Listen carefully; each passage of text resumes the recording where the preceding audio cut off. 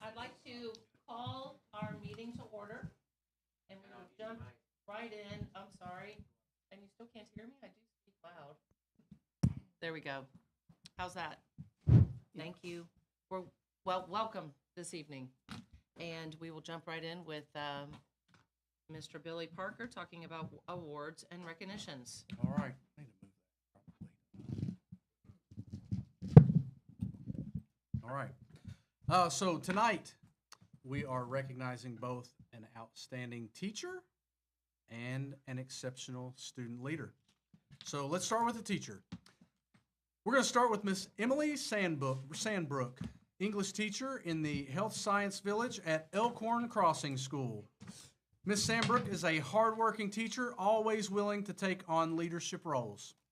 She's been instrumental in reading Profile of a Learner teaching materials and Leader in Me lessons for her school. She often mentors student teachers and incorporates mindfulness and social-emotional learning lessons into her classes. She was also recently honored by CKC as an innovative educator.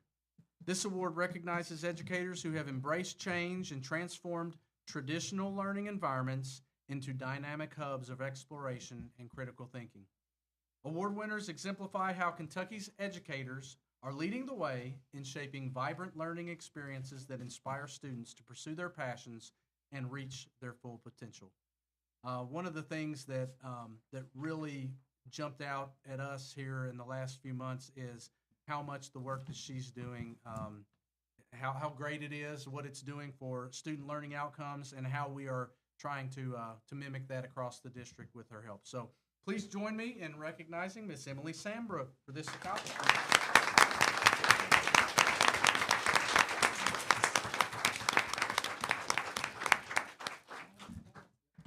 I always have an awkward time.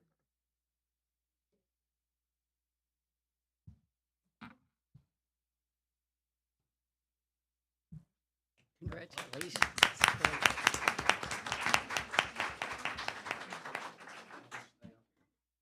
All right, I'll just stay up here for our next one. Next, we have Zane Kirksmar, currently a 10th grade student at Scott County High School.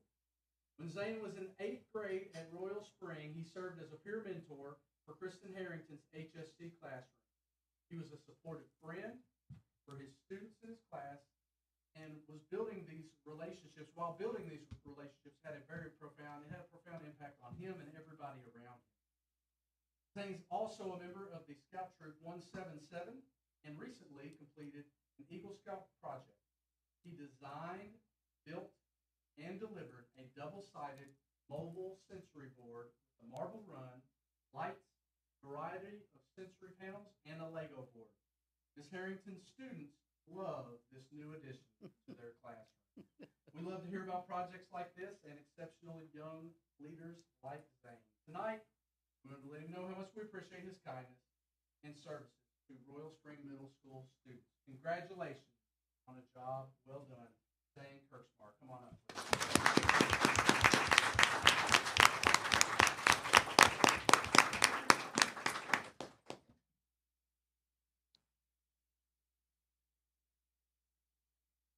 It's great.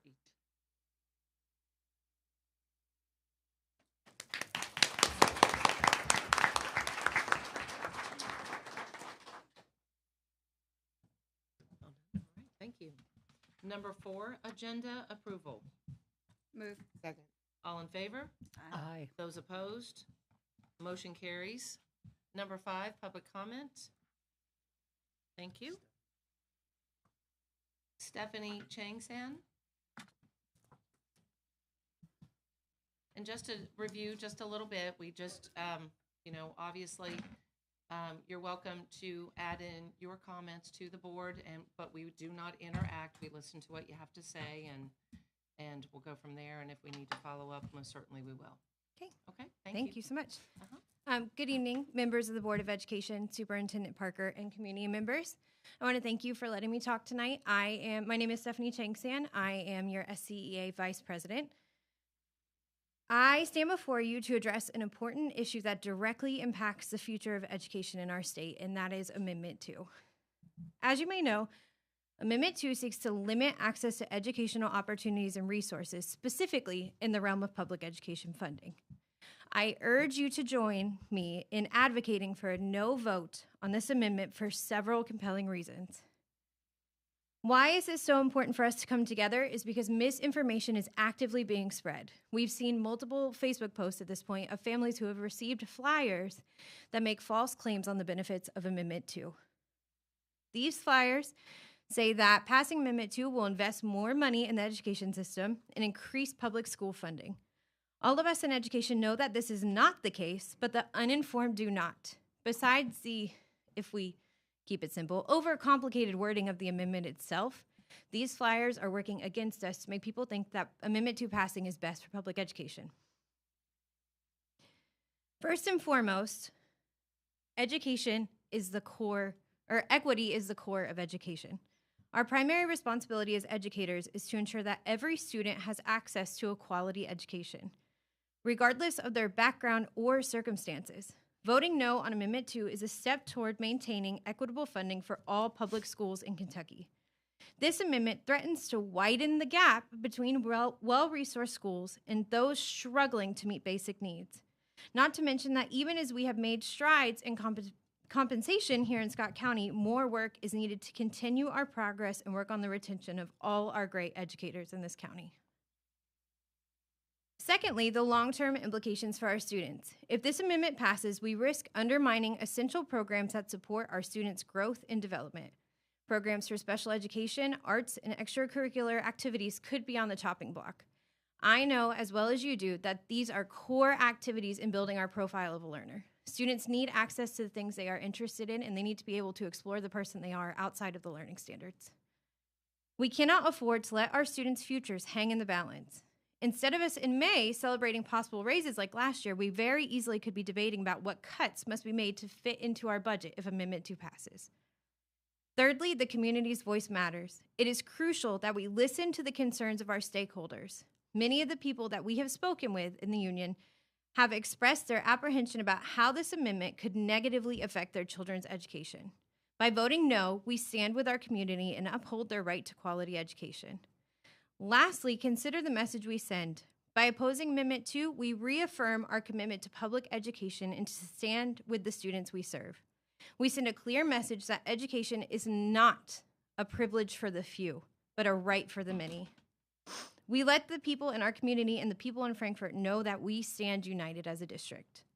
In conclusion, I urge each of you to consider standing together with SCEA, our schools, and our educators in our community, and pledge with us to vote no on Amendment 2. As we spoke about in August, SCEA and our leaders of SCS have a strong relationship and past of working together. Let us advocate for a brighter future for our students, our schools, and our communities. I encourage you to support a no vote on Amendment 2 and to champion the values of equity, opportunity, and excellence in education. Thank you for your time and your unwavering commitment to our students, teachers, and community. Thank you. Thank you. Thank you. With Tony not being here, you do want to do student achievement. DT, are you around? Is DT in here? He was here. Yes. I was just seeing him. Yeah, we were just seeing if Tony's here. I do have number 6. Number 6 is consent agenda items A through J. Second. All in favor? Aye. Those opposed? Motion carries. Our next item is number 7, construction report. Yeah, I think Tony's running into some traffic, so he's not here yet. I think we're gonna, if it's okay, I would ask if the board might entertain going ahead with the student achievement report, since items number 7 and then all of the items after number 7 until 13 are connected to construction, and there may be some questions that you all may have for Mr. Thomas. That would be, I think. Works for me. That's fine. Okay, everybody okay with that? Okay, we're going to jump ahead to our student achievement report, and once Tony comes, after we've completed the other items, or once we complete this item, hopefully he'll be ready for us. Good Hi, evening, thank you. everyone. So I'm here this evening just to present on not just SCOLA this time, but our alternative programs that have come together under one roof at the former Scott County Middle School building. So currently, right now in SCOLA, we have a total of 273 students who are enrolled in SCOLA. Same as the last couple of years, the majority of those students come from secondary schools. We have been able to implement I guess, am I supposed to be clicking through this, aren't I? Sorry. It's okay. One of the things that we have been able to do with the expansion of our programs and the space that we now have available to us is we have started with a new modified program. This previously had been, we were kind of doing a piece of this with PHC last year, and then SCOLA had a modified program. Now, all of the modified students are under SCOLA, and so we have 43 students right now in SCOLA that we are able to service as extra intervention. So for modified students, these kiddos are required to come in for a certain amount of time throughout the week, unlike SCOLA where everything is asynchronous. Those kids who either weren't completely successful last year but wanted another opportunity, we've required those kiddos to come in for extra intervention with a full-time teacher that we have there now at on campus. And so we do that based on student needs. And so some kiddos are there for all day on one day because they need bus transportation. Sometimes if kids have transportation to and from our campus, then we might do 2 hours twice a week. But regardless, we're able to meet the kids where they're at to give them an extra support before deciding if they needed to return back to in-person or not. Ms. Brown, if you don't mind, the one thing I would want to add is that I think this was, when we think about the modified, that was I think, and correct, Stephanie jump in too if you want, but in my mind, that was the biggest example of maybe a duplication of services that we had, where we were like, what are we doing? Because SCOLA was doing the same kind of thing that we were seeing we were doing at Phoenix. And we're like, well, really, we don't need both doing this. So that for me was of putting it all kind of under one umbrella. That was the biggest example, and that really is what kind of got us thinking about. We need to look at all of our alternative programming a bit differently.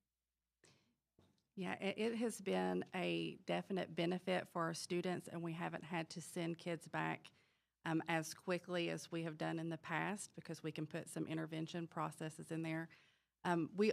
In addition to, like Mr. Parker was saying, what PHC was doing last year, they really focused on kids who were 18 and older and those students who just needed a few credits in order to graduate.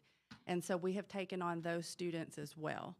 So we're super excited about that, and it has definitely been a positive experience, especially to the sense that our kiddos can ride the bus into us now, where that wasn't necessarily the case when SCOLA was here at central office. And so transportation is no longer a barrier for those kids who need to come in and see us in person. So the next slide is about Phoenix Horizon.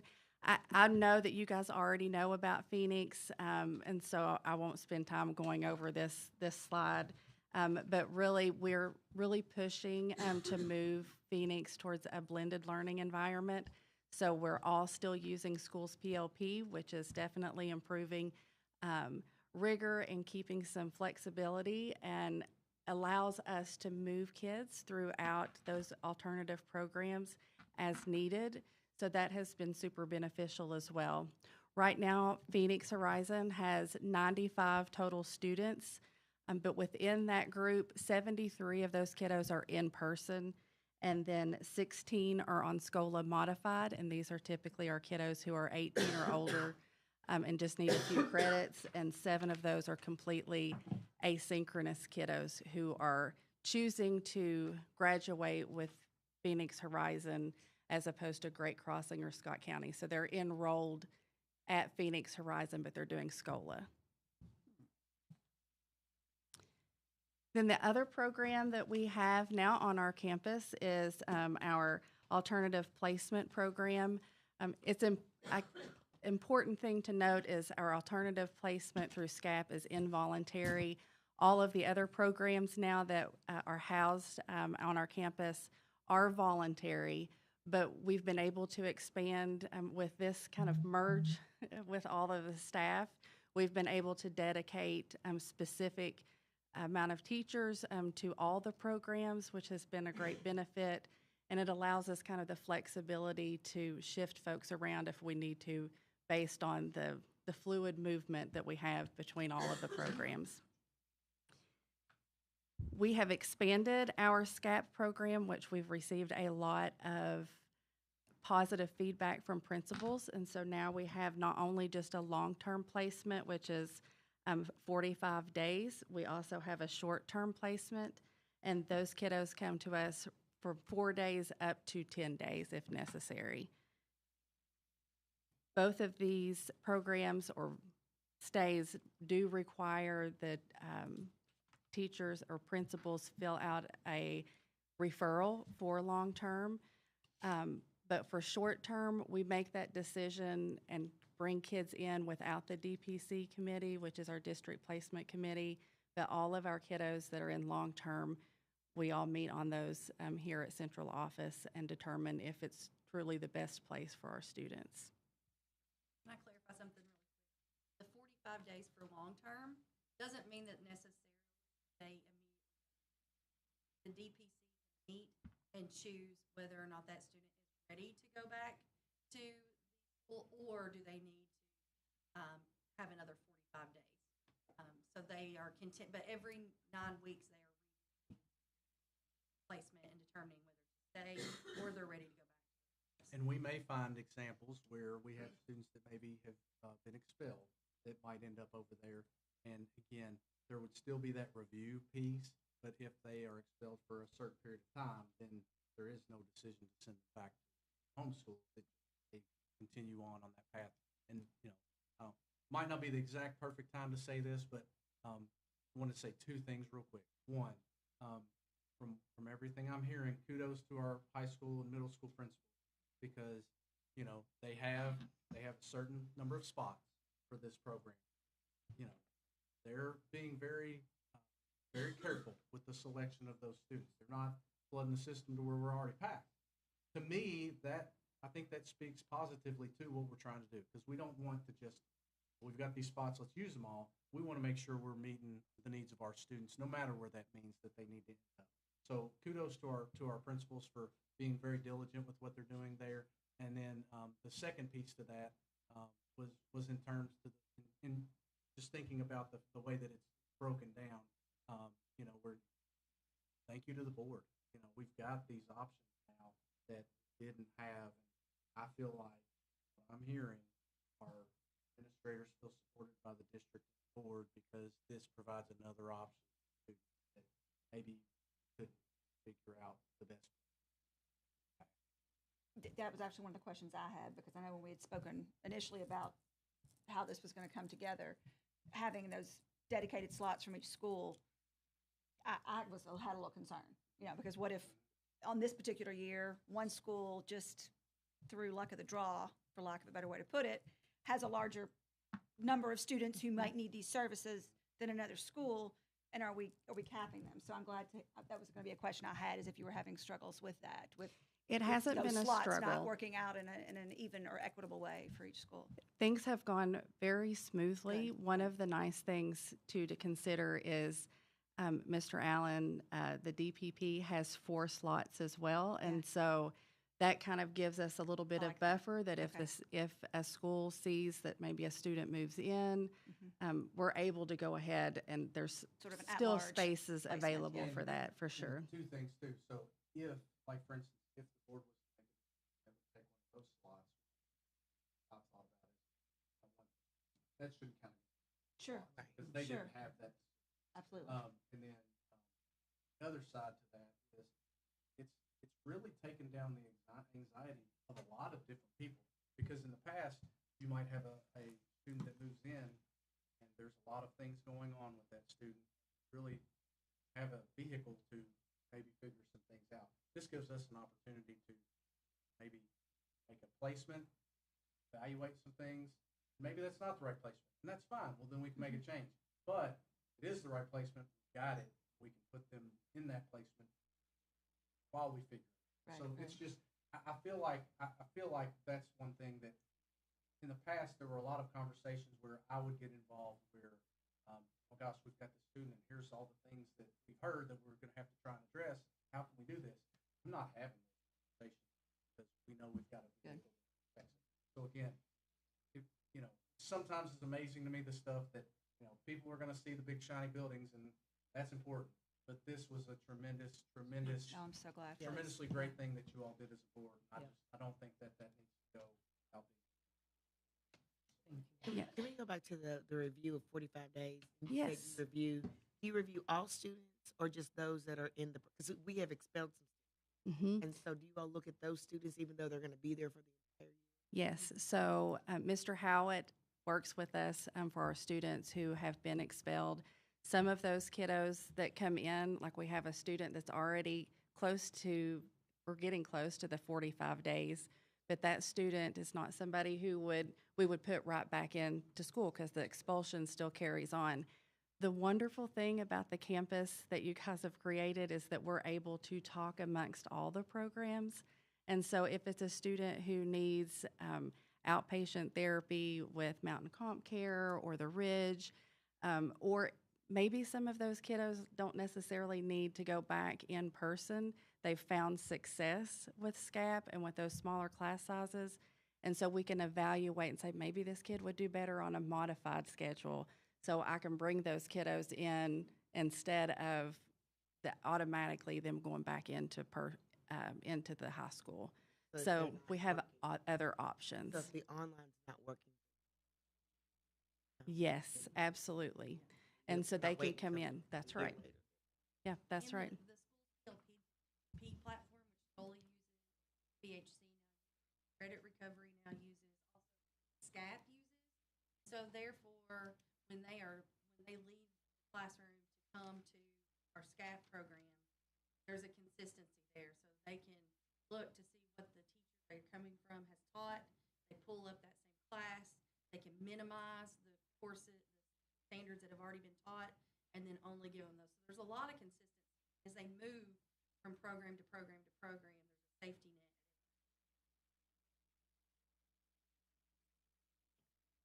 Definitely. We've had, and this is just a little bit of information about the Ridge and Mountain Comp Care. They can have up to 24 and 20 on that campus as well. And so, there's a lot of opportunity that we've been able to have just in a short amount of time that we've seen so much success. Something very positive that's coming about is one of the ways that we're implementing project-based learning for PHC is our SCOLA kids are really able to function as the audience. And so we're bringing in our K through 8 SCOLA kids for some of those projects that PHC is working on for project-based learning. So it's a win-win, Natural as we like to partnership. say. That's Yeah. right, natural win-win. Any Somebody else. questions? Any questions from the board? No, that was the question I had, was about those slots, yeah. It's been excellent. Thank you It's- for it's been sharing, and we're excellent. glad So the glad, campus so is glad. working out, the Yeah, new program's has. working out, and having everybody together just seemed like Billy just said, just a natural progression. Mhm. So, thank you, Yes, thank you. thank you. Thank you. Thank you. Tony, we are ready for you, sir, for our construction report. Trying to get between Georgetown and Lexington anymore is, Yeah. it's like, It's- I mean, it's unbelievable. Well, there's a Especially lot last of, night. It took me 2 hours last night. Oh, to last get- night was horrible. To get from my house to Lexington Yeah. Green. I got I stuck was on the stuck interstate. It was too. awful. There's nowhere to go. There's no easy way. well, thank you for understanding. And Yeah. I apologize that We I did know. not make my It's agenda unbelievable. item on time. Yeah. There's a lot of narrowed down to one lane in construction. Every Um, artery from here to Lexington, they've It's, Yeah. messed up. it's bad. Well, good evening, everyone. And I'll start right in with the report. Of course, the high school and all the projects, everybody's occupied now, which is a good thing. Oh, that's And cute. yeah, I don't know if she remembers that I told her I was going to use this picture. Yeah. But I hope everybody was that excited that the school opened. So, and I think a lot of people are. And of course, the open house and a lot of people there and a lot of people spoke. I thought went really well. And of course, there's Mr. Parker with one of the contractors. So in front of the plaque. So good night for all. Of course, here's just reminisce on a few of the pictures that I actually showed you last month. Just, you know, the finished project, the finished product, I should say, of the school facility. Some things that were not completed were, the auditorium. We're real close now, so you can see just what it looks like inside there. And, you know, so these are from just yesterday. I think the stage is probably the biggest thing that they have to finish up, but there's some wood and paint and finish they have to put on there and a few wires to twist and cross, and after that should be good. So just a beautiful auditorium and a beautiful facility there. And of course, they're using the library now, and some of the casework that was missing is now in there. So these are new shots of the media center as well.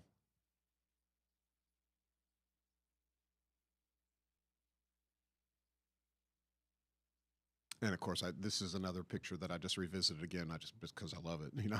And if we go into the athletic projects, not a lot has changed since last month. I'm waiting for some of the grass to grow and get greener and get some good shots from a distance around there.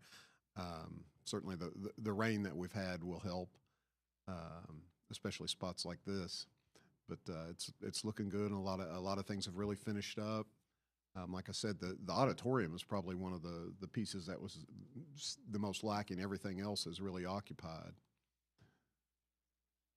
So any questions on the Scott County High School? On the high school, how are we doing with our beams that are in the gymnasium and in the art room? Well, we walked through, I guess that was a couple of weeks ago with Mr. Ellison and Mr. Parker. They had worked on the art room beams, and the art room beams look pretty good. There's 2 or 3 right up against the wall that we noticed. They're pretty dark. Okay. And I don't know what they've done in the gym, and I don't know if it's the lighting. They've done something and it looks better, but we were still not to the point where we were satisfied that it was done. So we've put that. We had another progress meeting a couple of weeks ago where, several people, Mr. Parker and Mr. Ellison and others, revisited that and went into the gym and had the contractors and looked at them and looked up at them and said, we're not quite there. So we're telling them to keep working on that. Okay. And I think too, like, because now Darren's 2 to 10, he's working a second shift schedule with some of his crew. So now that we've got kids in the building, they've shifted over to where they can do some things when there's less likelihood of folks being.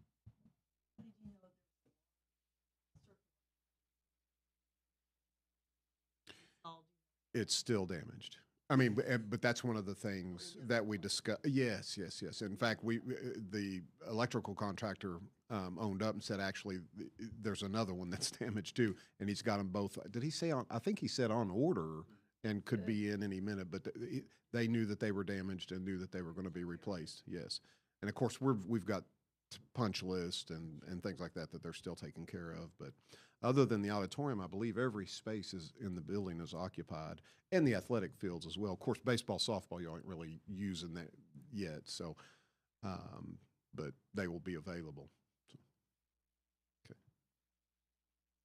Any other questions on the high school or high school athletic facility? I have a question about. Yes, sure. I think it was last Friday, they had a few things going on. Did they use the cafeteria during the bomb threats? Oh, I don't know. That's a good question. We did not. We did not because, again, that's part of the building, and so that didn't work. Because that's more designated as like a storm shelter kind of area. Okay, Right. That's not going to help with the No, problem no, inside the no, building. no. It's only going to keep them from Yeah. protected from something outside the building. Okay, I'll move on to Garth window replacement. Again, I showed you final pictures last times, and I couldn't get a prettier day than this. And these are just some great exterior photos of. Damon Stefanik the other day, just driving by it, I was like, man. Yeah, It's it's clean and pops. Yes, it really does. It really does. So, and some of the the brickwork that they've done has helped also, but just those windows just really make it pop. Was that your first project with them? Oh, looks the so guys good out of inside. Ohio? They're Yeah, beautiful. yeah. Looks so They, good You inside. they, have to go sp- inside to see yes. to appreciate Yes, it. Because, I mean, I would have nothing but positive things to say right, about right. Well, and once they bid and we opened their bid and we read who they were, you know, they were all about historic renovations. So we thought, well, this is good news, you know. And with the Um, Buckeye in the name, I'm sure some people on board are happy about that. Mm-mm-mm. So now The we'll new go to window's some. really good, at least. Yeah, yeah, and they look good from the inside So much too. So going we've on. got a few interior pictures this time. So those are the new pictures, and of course now the window. Last time the window shades were not up, so now the window shades are up and operable. And you know, and we built window pockets in some of those where the glass was taller than the ceiling. So this typical classroom, and you can see the window in the distance there, and the new shades in. So that was one of the things that we were waiting on. And just a reminder that we went into some of these restrooms, and of course they got new window too, and some new tile in there, so that kind of spiffed them up a little bit as well. So doing a few punch list items there, but for the most part, projects occupied and in really good shape. So, any questions at Garth? I just have one question. I went to see the windows. The main floor, the bottom windows open. Mm-hmm. So for safety reasons, Mm-hmm. like if the alarm goes off, are those windows connected? So we make sure that like no one leaves their window open. I don't believe they're connected to anything that would say like a door position switch. They're not connected to anything that say, "Hey, your window's open." They would whoever opened it would just have to close it. That was Yeah. just my concern because Yeah. it's on the ground. Right, right.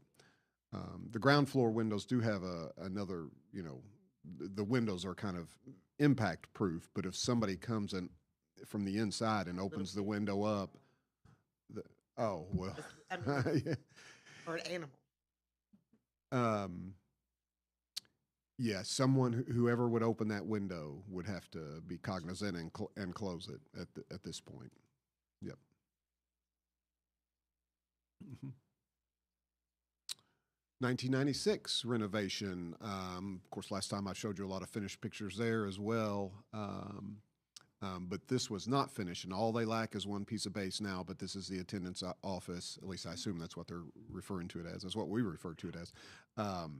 Right when you walk in the vestibule door with the black solid surfacing and the counter, and of course in the back you can see the door because that door goes right into the office. They're missing a baseboard? Yeah, that's That's what he said. Okay. Yeah, Just making sure that with my yeah. eyes to see them. no, that's exactly right. The one piece of baseboard missing across the bottom.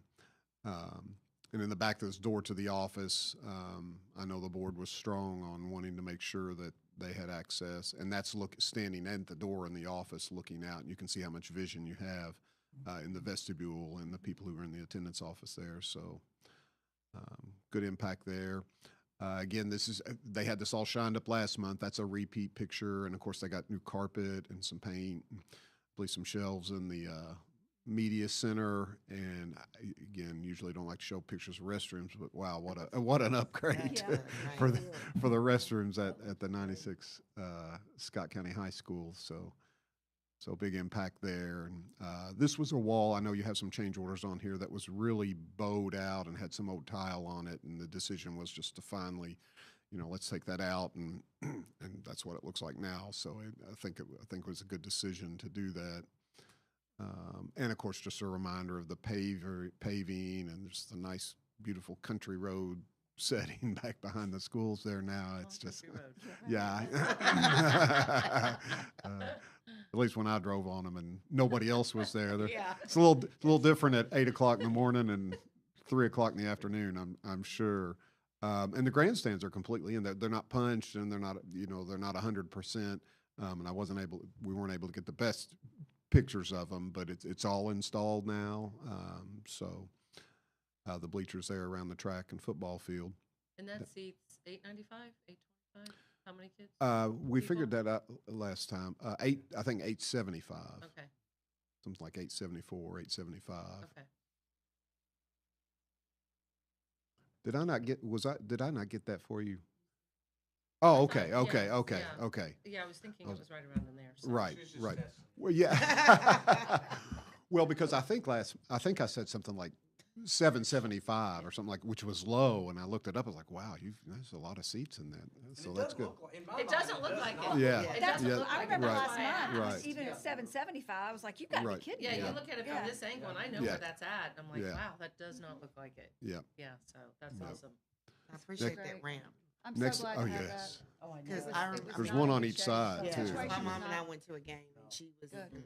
you know, that was Yeah. Oh, well, and in that case, you can sit right Yeah. up top Yeah. too, and there's those nice flat spots. I'm going to have much better pictures of all this next time, and the colored seats, and it looks really nice. And yes, the ramps, one on both sides, good access there.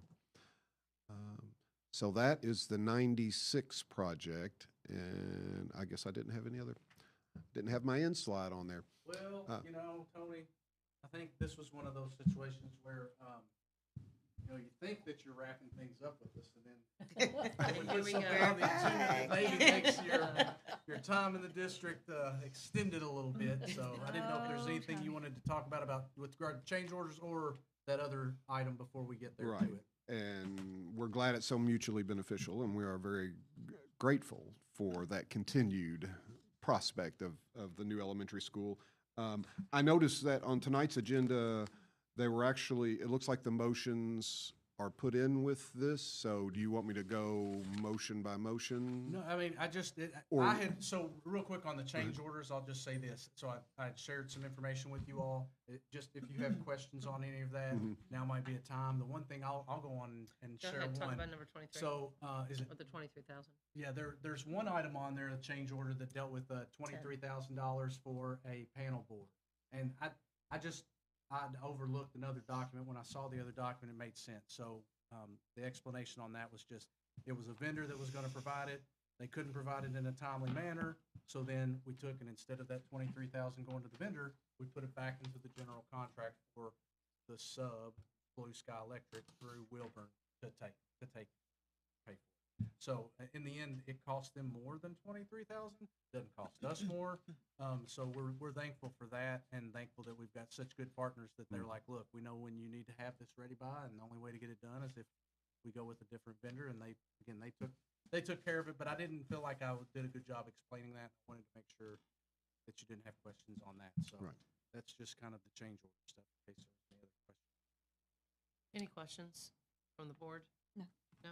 And then Tony, I'll let you go ahead and talk about the Well, BG1. okay.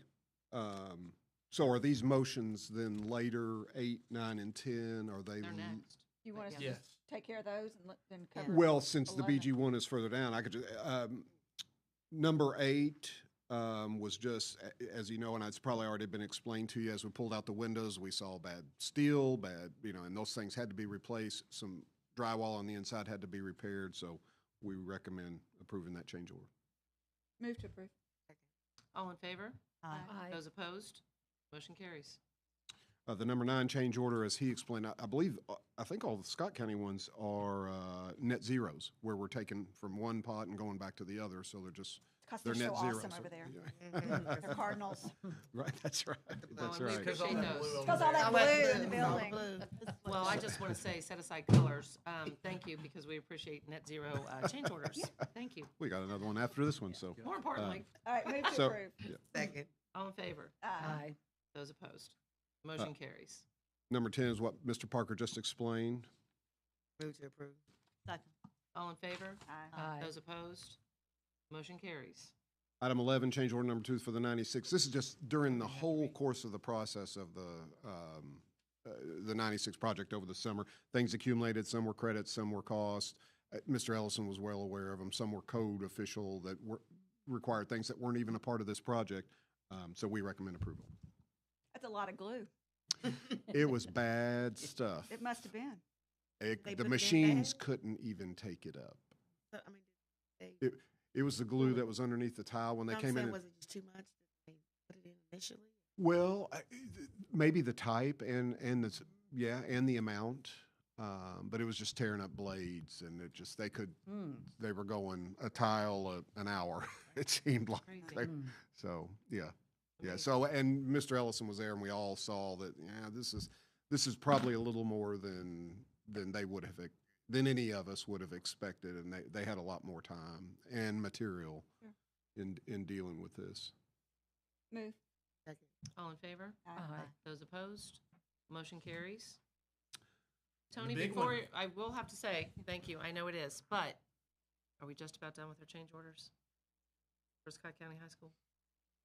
Well, again, those were net zero, but I would say so. I'm not aware, I'm not aware Okay. of any I was asking other Mr. Parker prior thing to the meeting about outstanding. Garth and the 96 I and told her I all those little thought we ones. were pretty wrapped up. but Yeah. I wanted Yeah, to because defer to 96 you. was all kind of what's happened to date.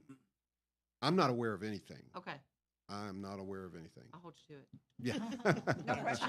Well, and I No can do pressure you, there. yeah. And I can show you all like a report on this, where we are in the project with what's been a change order and how much contingency I'd you like to have see left that. over Yeah, and, thank and things like that. Because actually for the size of these projects, it's pretty good. It has been. Uh, good. But in Yeah. my mind, it seems to be, I'm like, It has I'd like been. to kind of see a balance sheet on that too. Yeah. Thank you. And would you like me to describe number 12? The BG1 for the elementary school? So exciting times, as Mr. Parker said. Elementary number 10. Glad to be a part of it. Glad that you'll asked me to help put the BG1 together. And of course, your fiscal agents have also helped put some of these numbers together.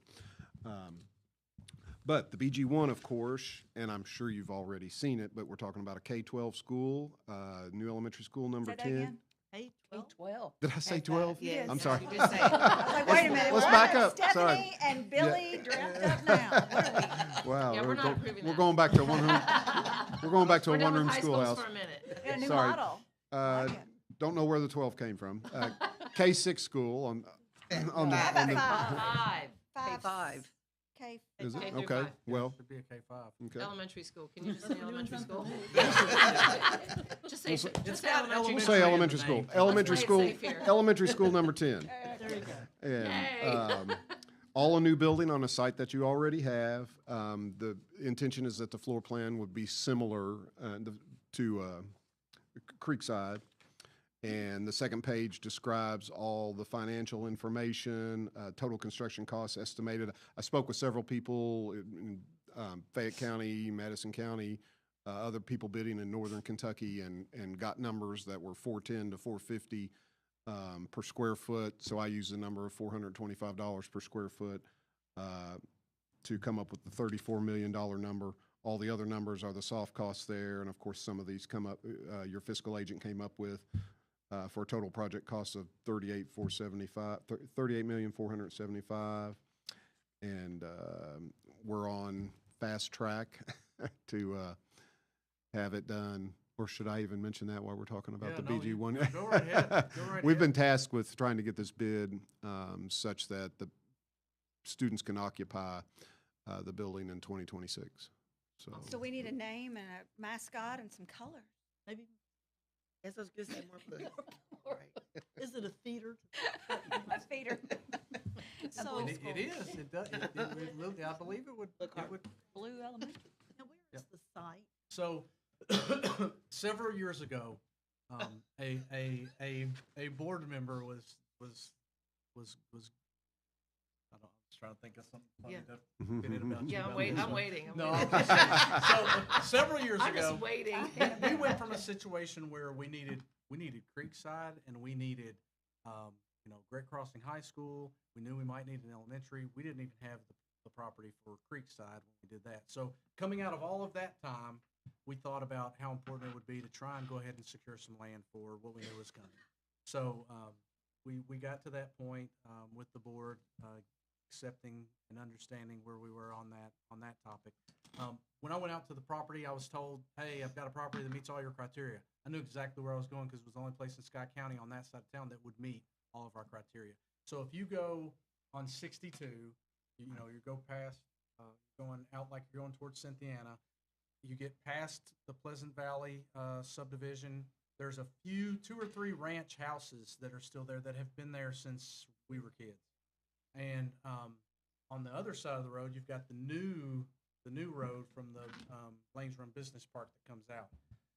Right where that makes a T there, and again, I'm not talking about the Country Boy, I'm talking about the one closer to town, I guess, closer to Pleasant Valley. Right there, we own a parcel that gives us, making that basically a four-way, and then it tucks behind those ranches. There's 25 acres there for an elementary. On the same side as Lanes Run? Or the opposite Opposite side? side. Opposite side. Yeah. It's on the Becky, same I side know as that. Pleasant. Yeah, I know that. I Yeah, know it's why. behind the Yeah. ranches The that opposite. sit Yeah, up yeah, kind of on yeah, the no old problem. Randall Wells.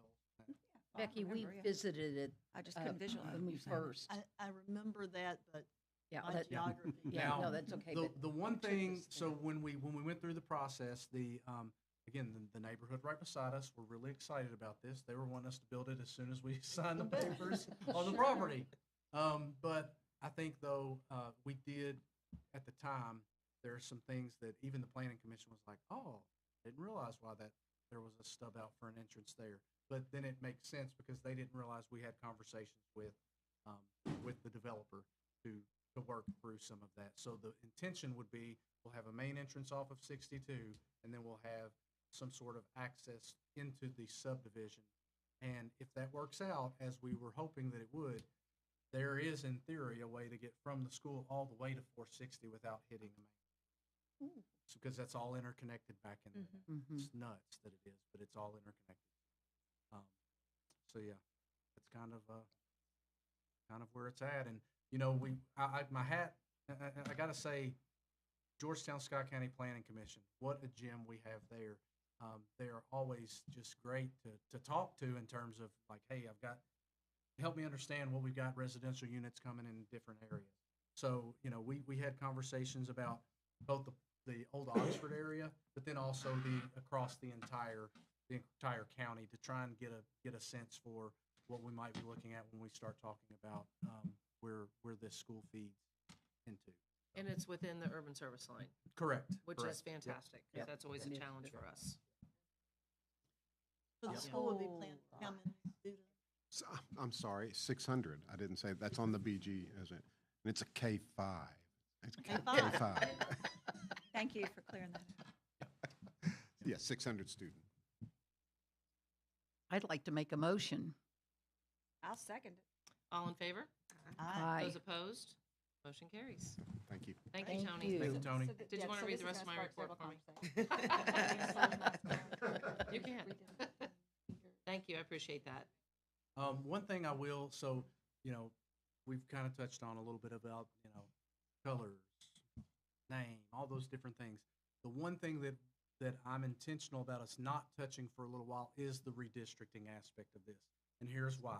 If we go on and touch it during this school year, then we've got people that are confused thinking it's for next school year. And there's all this anxiety that is wrapped up in something that's not even happening. So I'd like for us to get the next school year started before we talk about it. That way, then if they naturally think it is next school year, well, it is next school year at that point. Because I trust Tony's ability to make sure that we hit timelines. So, No, I agree with Yeah, the announcing of it, but I also agree with Diana that the sooner, I mean, I'd like to start next school year with everybody knowing what the next school year is going to be, because there's an anticipatory set there that matters to people. Sure. People, we're big enough now that I think people actually intentionally choose where they live based So on too. where they want their child to end up for whatever Sure. reason, and I don't want to spring it on people. yep. So about a year before. Yeah, what we that's- I chit-chatted. think that's too, fair. though, I mean, Yeah. I think we tried really hard. We tried really hard when we redistricted, when Great Crossing and Creekside came online. We tried really hard to make sure when we made decisions there were pockets that we could have touched that we intentionally did not. Because of this. Yeah, I Because know, yeah, likely I they know. wuld gonna get touched I know. this time. We And thought we were gonna shared see an that. overload, and that's Yeah. okay, and we'll be ready, yeah. Yeah, No, I so, agree. so I think there shouldn't be a whole lot of surprise. Sure. You know, and, you know, if you're at Eastern, you know that, you know, Eastern's not designed to carry the load that it's carrying right now. And that's also too what precipitated the pace on this. Eastern was growing the past couple of years about 20 kids a year, and then this year far, far beyond that. So, I mean, we're, I think 543 or something.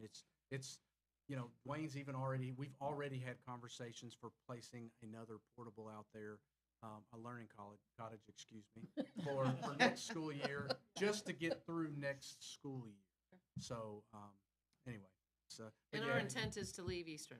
Yeah. So let's make that clear. We're talking about We're not elementary replacing ten, the not school elementary at it. 9. Yes. To So- continue to use Eastern. Yes, yes. Would it yes. include some northern students also? Again, we don't know there's, yet. yeah. Depends, It okay. could, it could. Okay, thank you. Okay, we're ready to move on. Okay. Number 14, accept and award bid to Numa to upgrade, renovate existing gym sound system at Scott County Middle School. So moved. All in favor? Aye. Those opposed? Motion carries. Number 15, appoint calendar committee and select board member to serve on committee for the 2025-2026 school year. I'd like to nominate Becky Nelson as our representative from the board. All in favor? Aye. Those opposed? Motion carries. Thank you, Becky. Number 16, approve certified evaluation appeals panel Board of Education appointments. So moved. Second. All in favor? Aye. Those opposed? Motion carries. Number 17, approve emergency certification of the following 17A through 17E. So move. Second. All in favor? Aye. Those opposed? Motion carries. Number 18, approve to create the following positions 18A through 18C. So moved. Second. All in favor? Aye. Those opposed? Motion carries. Number 19, approve agreement between Scott County Parks and Recreation Department, Scott County Fiscal Court, and Scott County Board of Education. Move. Second. All in favor? Aye. Those opposed? Motion carries. Number 20, approve 2024-2025 school bus purchase proposal. Second. All in favor? Aye. Those opposed? Motion carries. Number 21, approve the 2023-2024 technology activity report. So, second. All in favor? Aye. Those opposed? Motion carries. Number 22, review annual data security notification. Check. No, that's why I said check. Number 23, approve the establishment of the Great Crossing High School Girls Golf Team Boosters. Move. Second. All in favor? Aye. Those opposed? Motion carries. Number 24, review Booster Club and support group agreements and documentation for 2024-2025. Move. Second. Number That's 25. right. You're right. Touche. Gotcha. Number 25, approve items for surplus as submitted. Move. Second. All in favor? Aye. Those opposed? Motion carries. Number 26, approve district funding assurances for Comprehensive District Improvement Plan 2025. Move. Second. All in favor? Aye. Those opposed? Motion carries. Number 27, approve working budget for fiscal year 2025. So moved. All in favor? Aye. Those opposed? Motion carries. Number 28, financial statement. Gina?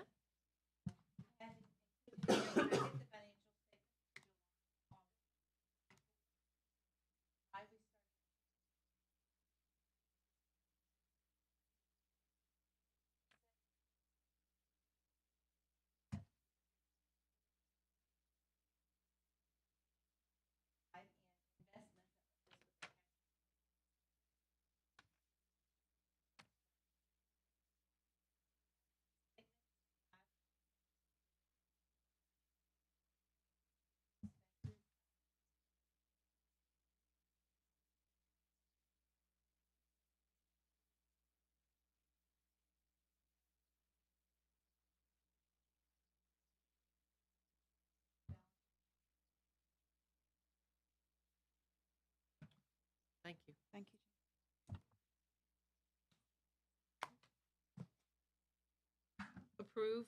Number 29, approve current bills. Move. Second. All in favor? Aye. Those opposed? Motion carried. Number 30, Mr. Parker, Superintendent's reports. All right, I've got a few things, and some of it's a little bit different than typical, but I'll start with the typical. So on my sheet that I always provide to you every month, we had some meetings with Georgetown Community Hospital around school-based health clinics. That'll be coming in a work session here upcoming. More information there. Mentioned meetings with Georgetown Scott County Planning Commission regarding enrollment growth. In instructional leadership, I love, Stephanie reaches out to me, hey, you got to know what's going on at such and such, and man, this school is really rocking it here. That tells you learning walks have begun because she is just jacked up about it. Lots of great things that we're seeing, and again, I shared this with Scott County United yesterday, or whatever day it was that we met, that the 8% that you all approved has made an impact across the board in a lot of ways, and one of them is the candidates for leadership positions that we've had. Certainly has made a difference, and we're seeing it in what's evidenced in learning walks as well. We've completed the Kentucky summative assessment state testing, testing video for you all. I'm just waiting for the embargo so we can let you all see it. But me and Stephanie have already done that as well, and we've talked through it. So I'm really excited to get to share that information. Will that be next month? We'll do that, or So work session? How so do the we way do the that? timing works out, and James, good for you too. I think we might have already talked and set it up with Peter. I think it's October 1st is when we can share that information with you all. So you all will receive access to the video on the 1st. Okay. We had talked a little bit about maybe doing a work session, but it didn't work out to try and do, especially with fall break and all the things coming up and how fast it was. I wanted you all to have the information as fast as we could. Sure. I mean, you all should have it before the public does, I think. So, so that way you've got the information, and if there's questions or concerns or anything, we can talk through those. I believe we've set up our meeting for the 3rd with the paper, so we'll be sharing that information with them then. I believe that's a day. First. Oh, it's the 1st for them too? Okay, then I'll apologize. But is it the 3rd? Is the 3rd the day third that is it when goes? They can access There you go. The 3rd is when it's public out for there. everyone. Yep, there you go. So anyway, it's coming. Cultural leadership had a boatload of interviews at the start of the school year. Everybody wanted to talk about school starting, facilities, all the things. Did a newsmakers on it. It was all fun. We did the open house for the community for New Scott County High School, as Tony had mentioned. And Dr. Akokpo, who was the president of BCTC, the Bluegrass building, is now the president at KSU. I think a lot of his leadership, I think a lot of what he's done for BCTC, and he's now the president at KSU. I went to his inauguration last week, and I'm really excited for Kentucky State University and what is possible under his leadership. The next one, I really want to thank you all. We talked months ago about the possibility of this pilot program for this after-school tutoring for Georgetown Middle School. And with that approval of that position, that opens the door for that to happen. Again, the school did their part. They needed somebody to help us out with driving a bus. They've got it. They had already started looking at getting this going even without the bus. So this is going to be great, a great opportunity for our kids there. Managerial leadership, Battle of the Birds, football game at the New Scott County High School. We had a crazy downpour that hit, but in the end, I think it was about as good as you could expect considering the weather. There was an FBI training earlier this week that I participated in. Dwayne did as well, circling around school threats and hoaxes. A piece of data that I think is interesting is a lot of times these things happen in our community and others' communities, and without even knowing all of the details, it's oftentimes pretty clear that it seems bogus, seems erroneous. But again, you're not equipped with all the information to be able to say that confidently. The one thing that, and we know that there's been violence across our nation, both in schools and out of schools. But in every case of that, at no time was there a warning given for any of that. So across the schools, across all of the United States, there's been 8,000 school threat hoaxes. Out of all 8,000 of those, not one has been proven. Not one person has called ahead to say, this is what I'm going to do, and then done something. They've all been discredited as hoaxes. So I don't know how to get that information to parents, because I can understand how elevated it is. I can think of specific threats that I've seen that man, they make the hair on the back of your neck stand up to read them. But to know that, you know, to know some of the data behind it, it was interesting. Anyway, I think Dwayne came out of it with the same understanding I did. There's some conversations that we'll be having with principals, maybe some of our SROs and law enforcement as well, about how we act on some things moving forward. Collaborative leadership, speaking of SROs, we've had great conversations with our, you know, we've got more now. So with more, there comes more opportunities where we need to just sit down and talk things out. Okay, how does this work here? You know, what's okay, what's not okay? And again, nothing bad happening, just making sure that we're really maximizing the impact that our SROs are having in our building. So that's been really good. And then conversations continue with state transportation about the Derby Estates entrance area with the new high school. The ball is in their court. They are Meaning the state? Meaning the state transportation. The ball is in their court. They are gathering information, and my understanding is they will come to us with some thoughts moving forward. So we're kind of in a holding pattern, but the conversations are still there. Kelly Baker is who we've been talking to with District 7, and I know Joe Pat and the county's worked with him, the city's worked with him, so he's been very receptive in other issues before. So I know they have limitations sometimes, but we're really just waiting to hear back from them. And then influential leadership. The CKC legislative breakfast was, I don't remember when it was, a couple weeks ago, and that concludes that piece of the report. But I did want to just really kind of quickly run through some things tied to Amendment 2. So I've got a little presentation here. And again, I think for me, I shared some information with our principals a little bit ago, and I really shared it through the lens of, one, first I wanted them to understand we've got to be careful because there's laws and things in place that, you know, we can't talk about things during school time and with school resources and all these different things. But what I talked to them about was just making sure, one, that they understood that, and that's actually kept us out of some trouble with some things, because some people wanted to do some things well-intended to state their position, but would have been problematic for some folks if it had happened. But because of our wonderful relationships we've got with everybody, it ended up being nothing. I do want to say, too, I always like to preface this. For me, the conversations I always try to have around all of this, I always want to try and show respect for our homeschool and our private school families, because that is a choice that I respect anybody to make. If that's what they want to make, that's fine. I'm not trying to target or say anything negative to anyone who's wanting to provide those opportunities. So this is the constitutional amendment as it will show up on the ballot. Now I've highlighted a couple of things on there. The part that I highlighted in the top is, are you in favor of enabling the General Assembly to provide financial support for the educational costs of students in kindergarten through 12th grade who are outside of the system of common public schools by amending the Constitution of Kentucky as stated below? And then as stated below, it says General Assembly may provide financial support for the education of students outside of the system of common schools. And then it goes into some things, some sections of the Constitution that they are wanting to not have to consider. So really, I'm just looking at this through, based on what it says, I'm just kind of really looking to ask some questions or throw some questions out there to just frame where we're going with this. So on the next slide, it says, if, on the next slide, please. I don't have you got me? Or do I need to do, I can do my own if I need to. Okay, there we go. On the next slide, it says, if Amendment 2 passes, could the General Assembly provide vouchers of $4,326 per student that attends private school?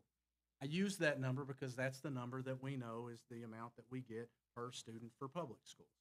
Could they do that? Yes, they could do that. If the next slide, if the Amendment 2 passes, could the General Assembly provide vouchers of $10,000 per student that attends private school? Yes, they could do that too. If Amendment 2 passes on the next one, could the General Assembly use vouchers to reimburse homeschool families up to $4,326 per student that's homeschooled for homeschool expenses? They could do that as well. If Amendment 2 passes, let's see, I think I already did this one. Yeah, I had that slide on there twice. Just go to the next slide. If it passed, could the General Assembly provide $1 million to any given private school of their choosing? They could. If it passes, if there was to be a controversial religious or political group that wanted to start a private school, would they be eligible to receive public tax dollars to support their school? That's possible. If it passes, to receive these public tax dollars, would private schools have to comply with the State Department of Education, participate in various, on the next slide, please, participate in, yeah, back, I'm sorry. One more. Back another one. Okay, sorry. Participate in various educational audits and complete annual state testing requirements. No. And that, you know, for me, I feel like there's a lot of hoop jumping that is required of us to access our funding. And I really struggle as a public school superintendent understanding. I just struggle with that. I struggle with the fact that the level of accountability for us. I mean, the last budget session, there was language in the budget that said we expect you to use this money for staff compensation. Like we weren't going to do that. I didn't need them to tell me that we were. I mean, the situation across the state dictated that that's what we were going to use it for, right? And then they also included language in there that in no less than this size font, you have to have on every page of your website what your test scores are. Like we have, and that's fine.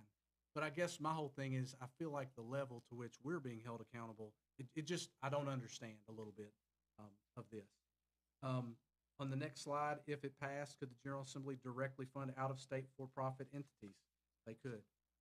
This next slide is one where, so let's say, you know, what I've also heard people say, well, you know, what if they gave, you know, private school students less money per pupil than they give the students across the state? Well, that'd save us money. Well, no, not necessarily, because a lot of the private school students that would be allowed to access this funding aren't accessing this funding now. So we've got a pocket of students that the state's not paying anything for. So if you total up all the private school and homeschool students across the state, it's just under 100,000 students. If let's just use 4,000 as the number, that comes out to over $410 million that the budget doesn't have. So then the question becomes, okay, if the budget doesn't have that money, where's that money coming from?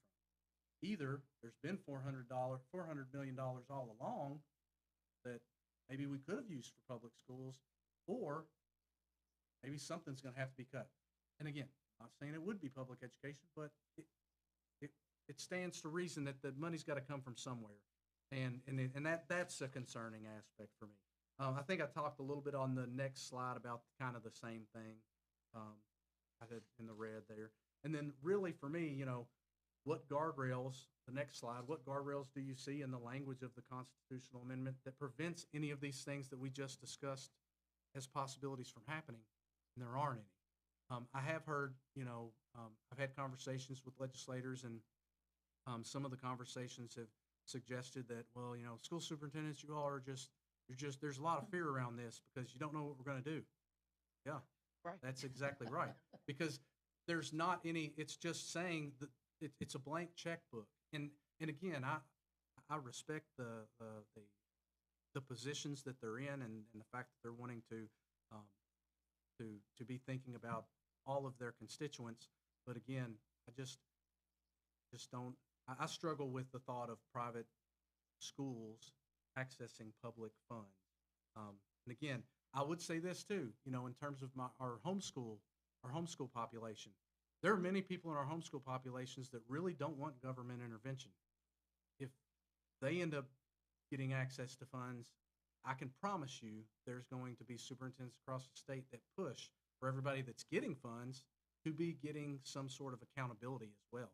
So it's just, again, it's concerning, and there's other options out there. I mean, we know of charters and public or in private schools that are doing great things, and I'm not trying to discount what they're doing. I'm just saying that, you know, the playing field isn't the same. You know, we take every student, no matter what they've got going on in their background, and that is not the case for other ways that schools operate. It's just not, and as such, that's where I struggle with this path we're going down. again, not trying to get too much into how anybody should vote, but I would just say, you know, if there's questions about it, use the constitutional amendment to answer your questions as in terms of what can and can't be done for it. Again, I can't say for sure that these things will happen.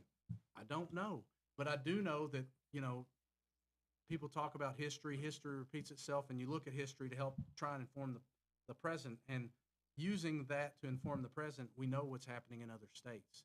So it's kind of hard for me to be told, well, you're worrying about nothing. It's not, I mean, every state, it's not how it's going. The next slide, section after that one, section 183, that's one of the portions of the Constitution they want to strike. I just, you know, what's wrong with it being efficient? Like, my thought and wonder is it because of the fact that maybe they understand that it wouldn't be efficient if we're funding more than just public schools? Because especially if you're not holding anybody accountable, how can you measure efficiency? I don't even know. Next slide. This is just a flyer. This was just a sample of one. I've seen them both ways. There's things that I see and I don't even understand how they're remotely, I don't even understand how they're possible. I don't understand how it protects public school funding if people vote yes. I'm not saying it'll necessarily destroy public schools. I'm not trying to be doomsday on this, but I also, some of the things I see, I just struggle with. Helping low-income and disabled students. In a different state, there's an autism school. It's for just students with autism. We've had students come to us from that school. When they get to us, it's almost like they've been just put in a padded room with nobody there because their needs are so high and their parents don't understand because they were doing the right thing and sent them where they thought that they needed to. So anyway, just concerns about it. The next slide, and I'm getting towards the end here. This is legit money about state spending on vouchers per schools. And this isn't, you know, this is just information and how it's changed over time. I only bring that up kind of to say this, you know, if there's state spending on vouchers and that's considered a share of the state's public school spending, and like Florida is an example. It's an extreme example, but it's an example. So in Florida, 31% of their state public school budget is for the vouchers. So either, you know, where's that money coming from? Either cuts have to be made somewhere or tax revenue has to come from somewhere else. And my worry is that if we continue down the track we're on, we're going to find that that's a local burden that perhaps would need to be made. And, you know, if it was there all along, in terms of if the funding was there all along, well, then that's kind of concerning to me that we've been holding back on funding that might have been helpful. And then the last thing I would say is, you know, the other thing that could be true is, you know, is additional funding. Does additional funding, if it doesn't keep pace with the increase in the voucher money, and then I don't know how you would be able to frame it any other way than to say traditional public school funding goes down. So again, I'm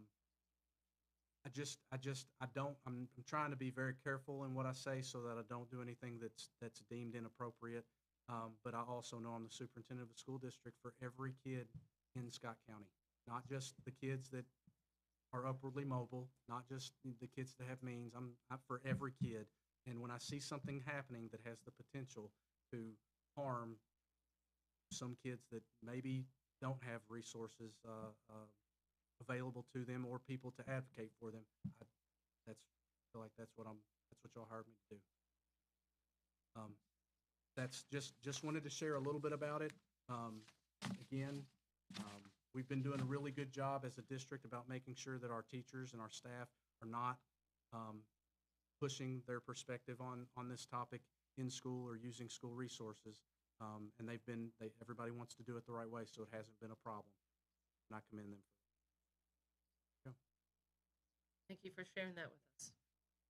Number 31, board comments. Eleanor, would you like to start? I just have a small one, but it's very important.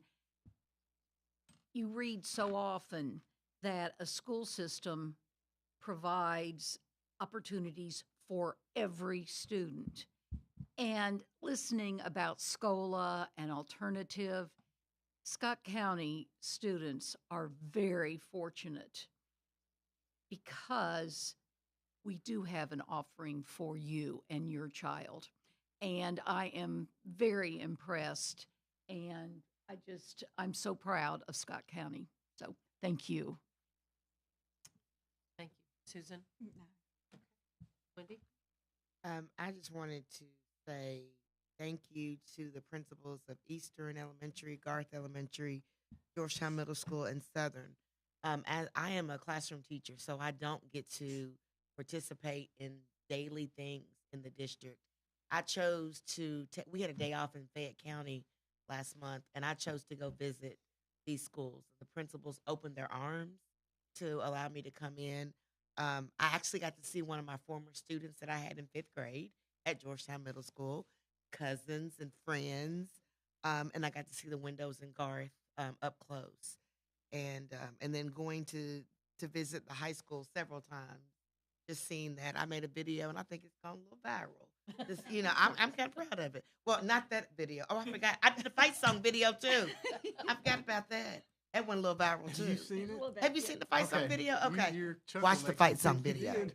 I used to be a cheerleading coach at Scott County High School. She's absolutely And I was like, every time, girls, when you hear that song, I need you dun dun dun dun dun. And so when I was at the Battle of the Birds, like it just was in me, and I just like, honey, turn the camera on, let's go.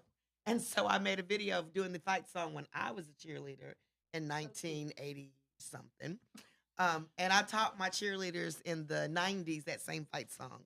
So that was fun doing that. But I want to say, Corinda, thank you. My husband and I enjoyed the booth. We were at the Battle of the Birds, and just to get to be a part of the Scott County, the things that were going on, it warmed my heart because I don't get to do it very often because I'm teaching, and just all the great things that are going on in the district. Just thank you also. Yes, I would like to make a statement about Amendment 2, and I want everyone to understand this is my own personal opinion. But as an educator, I've worked in public schools for 30 years and private schools for 6 years. And in my private school, we did not have special resources like SCOLA and many others, or teachers to help students with special needs. In my public school, I observed students with speech difficulties crossing the street from their private school so they could work with our public school speech therapists. I think referring to this amendment as parental choice is a misnomer meant to mislead. Jason Bailey, Executive Director of the Kentucky Center for Economic Development, said, "What you see in other states is often when vouchers programs pass, private schools increase their tuition accordingly. So it doesn't mean that it makes a private school within the reach for certain families. And on average, about 70% of the families that benefit from vouchers are already enrolled in private schools or plan to enroll in private schools. So passing this amendment won't offer most parents a choice, except for those who've already made that choice and can't afford it. The Scott County School District and community have worked so hard to make a wide range of opportunities available from which our students can choose, and have put in place teachers and resources to help our students with special needs. What will happen if funds are taken away from our public schools and used by the legislature, not educators, who have offered no plan as to how they plan? Thank you very much. Number 32, adjournment. I have a motion. So moved. Second. All in favor? Aye. Those opposed? Motion carries. Thank you very much. Good evening, everybody. I'm not allowed to vote.